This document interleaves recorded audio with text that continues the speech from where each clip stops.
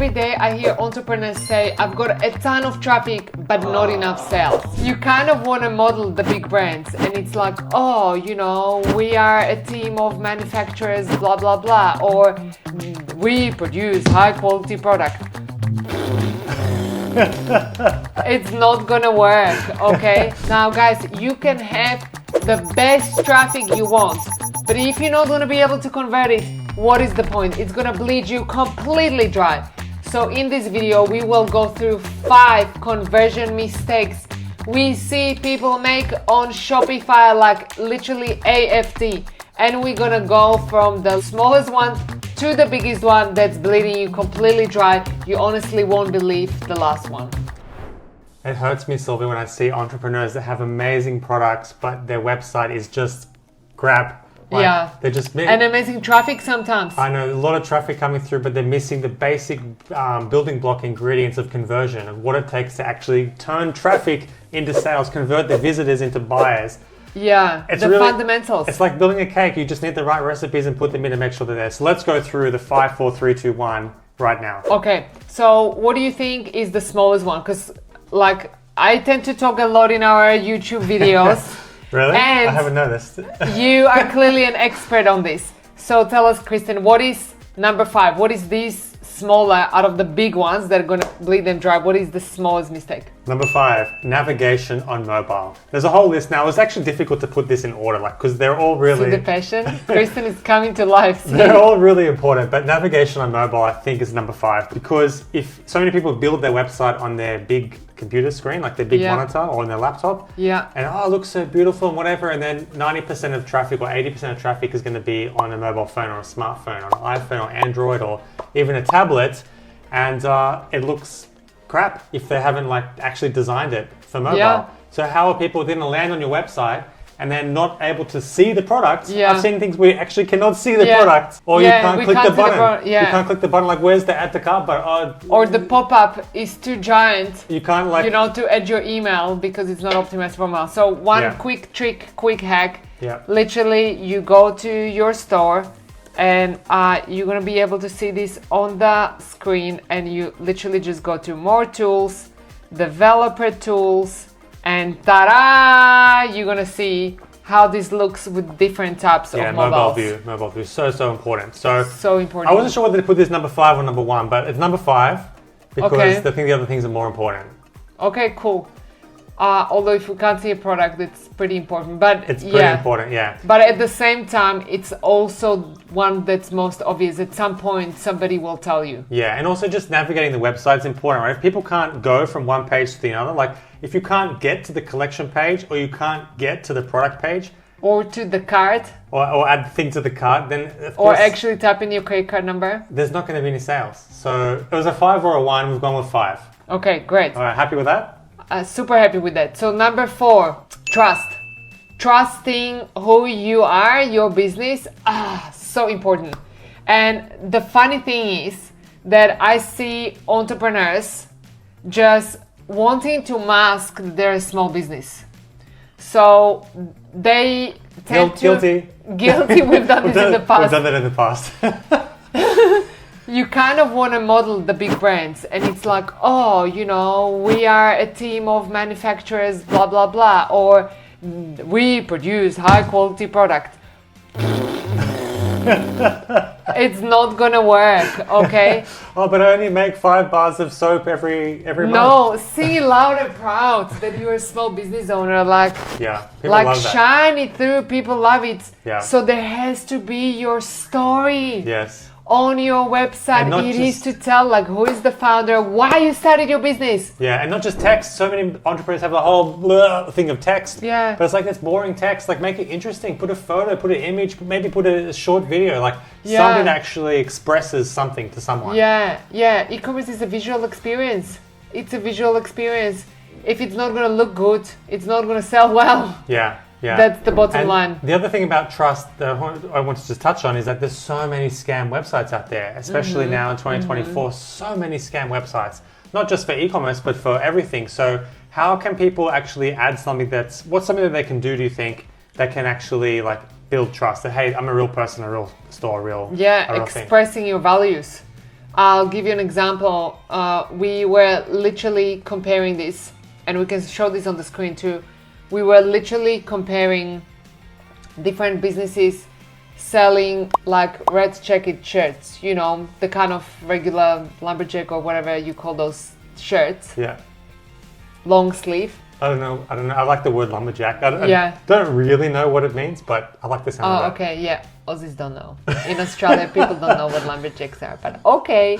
Yeah. So we were comparing these stores selling these shirts, and there were stores that were selling completely super cheap, super low conversion rate, like $20. And there was a store that was selling almost identical product for $125. $125. 5x the amount. Was selling like there is no tomorrow. And do you know why? Because they expressed the values and what they stand for. And they essentially were making like a tribe or a movement out of this. Mm-hmm. And so business owners don't want to do that because they're like, oh, but if I say what I stand for, then I'm going to alienate all of the people who, you know, don't stand for this. That's the whole point.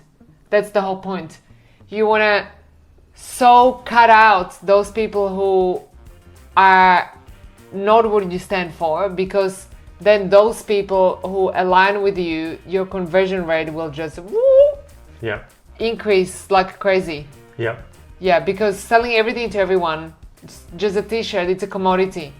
But selling a product that people can connect to, suddenly the perception of the value of the product and the conversion rate, boom, out the door. I think also for trust, like what are the things that people need to know that you're a real business? Like, is there some kind of contact information, like a form, an email, a phone number maybe, an address, like just something that makes it look legitimate as real. I think simple things like that. Yes, because people have been scammed with businesses that pretend to be in the US, but they're actually overseas. And they don't want to be scammed again. So if you can genuinely show you need to have the things where on your a business normal website, a normal real business would have. And connection to your social media. Yes, right? That's a good one. Because what you want to remember is that your social media is your secondary website. Yes, that's a really good point. Yeah? Yeah. Great, let's move on. Number 3, reviews and social proof. All right. If you guys don't have reviews and social proof, it's going to bleed you dry. Crazy. Why? Because although we might not actually like those people who left the reviews, we still care about what they said. This is the crazy thing. Yeah, like how many coffee shops? Oh, how many coffee shops we've been to because they had great reviews and the coffee sucked. So clearly different taste buds. But sorry, I think I interrupted you trying to. But that's really important. Reviews are really important because that's social proof. They don't want to be your first one. That's right. They don't want to be your first one, and they want to be sure that this product is great. And the more people, the more reviews you've got, the more they feel like they're missing out if they're not buying. Okay? It's also an emotional connection. It's like, oh my God, thousands of people have bought this. Oh, I would be so foolish not to buy. Because people don't like standing out. They say they want to stand out, but really they want to be in that box of everybody else, and if everybody's buying it, I must be buying it too. FOMO, but if nobody's buying it, they don't want to be the first one. So and a common objection we hear though for new entrepreneurs, like, but I don't have any reviews, what do I do? Get them. Get reviews, whatever. Make it a priority. Whatever you've got to do, get reviews. I'm not saying to lie, I'm not saying to make up the reviews yourself, but you're doing this. You never hear me say this. You do this, but you gotta do it. Get the effing reviews now. But not fake reviews. We're not saying to like. No. I've seen unethical practices where people write fake stuff. No, not fake reviews. But even if your friends are not gonna buy your product, show them your product. If you are dropshipping, order the samples of your product. Share them with your friends and family, and let them write a genuine review. Okay. Without that, goodbye. All right, goodbye. Without that, a bloody mistake. Got it. Bloody mistake, bleeding you dry. Absolutely. I think we've said enough about that one now. Let's move on to number 2. No emotion.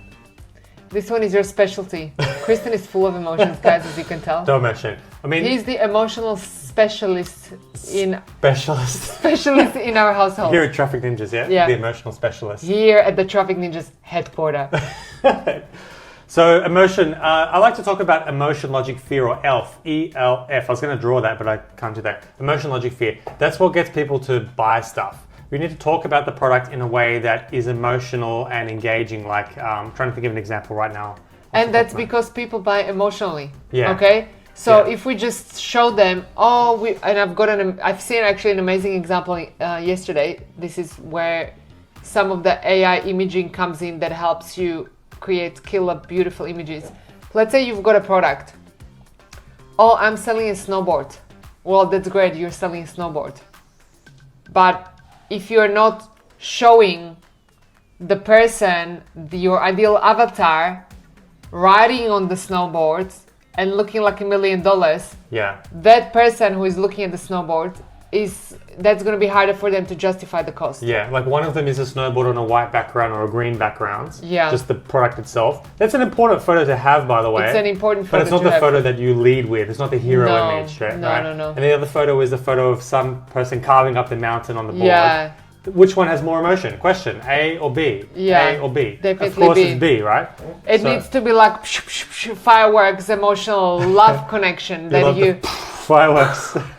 that you are like staring at that and you just got to have it. Yes. And this is the thing, because people have been so brainwashed by seeing Amazon listings. Yes. And that's what Amazon listings are. They're just commodities. Yeah. You're just competing on price. It's just product, measurements. Yeah, and Amazon, because Amazon have guidelines around what those images need to be. But when it's your own brand, your own store, you can do it differently. You can play outside of that. You play outside of the box. Yeah. Like sky's your limit. You determine the emotion of that image. Nobody else is your limit, just yourself. Yeah. But we'll just touch on that. It's not just the image, it's also the name of the product and the product description. So it has to has to lead with some emotion, it has to have some logical aspects in there, and it has to have some fear. When I say fear is like FOMO, like why they need to get it now, why they have to take action now, those kinds of things. Which brings us to... Drum roll, number one. Number one, it's the biggest conversion mistake bleeding business owners dry, and particularly small business owners, and that's the lack of urgency and scarcity. Yes. So, if you are making candles, small batch. First of all, what is it? What is urgency and scarcity? Urgency and scarcity is giving people reason to buy now, check out now. Why? Because if they say, oh, I'll do this tomorrow, mañana never comes, guys. Mañana never comes. Yeah.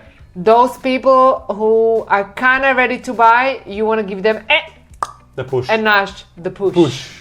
The push. Like, you're ready now, okay? You've got to give them a reason, because if they say, I'm going to do this tomorrow, unless they really, really, really need the product, which most of the time they don't really, really need the product, mañana never comes, and they're just going to forget about it, life gets in the way.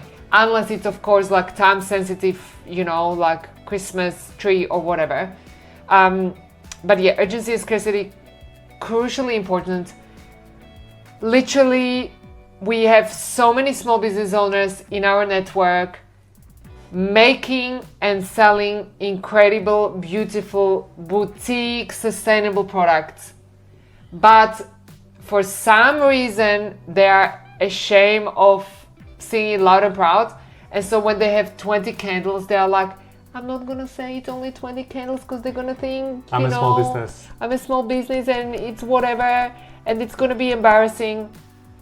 No, they need to know you're a small business. And you wanna put it there, like loud and proud. You wanna say, small batch, 20 left in stock, will sell out. Yeah. Okay? People want it more when it's not available. They want it more if it's not It's available. the old, people want what they can't have, right? That's it's like that they dumped me before I dumped them, right? It's like, how many people say, oh, I was gonna break up with the boyfriend, and then he broke up with you first, and then you were upset. Or like you want to go on a date with someone, if they're always available, we can go on a date anytime, any place, anywhere. We can go on Monday, we can go on Tuesday, we can go on Wednesday, we can go on Thursday, we can go on Friday, then it's going to be like, no, it's not going to happen. Yeah. So you've got to be unavailable. unavailable. Yeah. And most of you sell products that are going to be unavailable. Yeah, you just fail to communicate that. You don't have 1,000, versions of it sitting in a giant warehouse ready to distribute right away. It's not the case for most small businesses, right? It's not the case. And if you are the opposite scale of this, that you are selling dropshipping product and you pretend that the sale is on and it's going to expire in 5 minutes and there is there is too many things popping up, just remember you want to make this tastefully, okay? Because if it's not tasteful, if it's not on brand, if it doesn't look premium, it's always going to be cheap and your conversion rate will be super low. Cool. One last thing, what is a low conversion rate? Okay, because people just forget to do the math. An average conversion rate or a good conversion rate starts somewhere around, a great conversion rate is 3%, good conversion rate is 2%, 1% is an average conversion rate. Let's just break that down. 1%, it sounds like just a number, but it means you need 100 people to get one sale. The right people. Yeah, 100 people to get one sale. 100 people to come to your store, the right people to get one sale. Yeah. But if your conversion rate is 2% and you've got to 1 to 2%, you've just doubled your sale. You just double your sales with the right amount of traffic. So keep that in mind. Are any of these things missing? These are rookie mistakes. We see that they bleed people dry all the time. All the time. I've seen entrepreneurs who have incredible, beautiful, high quality, small batch products, and they are just selling them for cheap with a conversion rate of 0.6, purely because they're missing one of these points. And that can cost you $10,000 upwards if you are making these mistakes. Yeah. Okay, so that's 5 Shopify conversion mistakes that are bleeding you dry. If you want to learn about other mistakes that are bleeding you dry, then check out the next video. Yeah!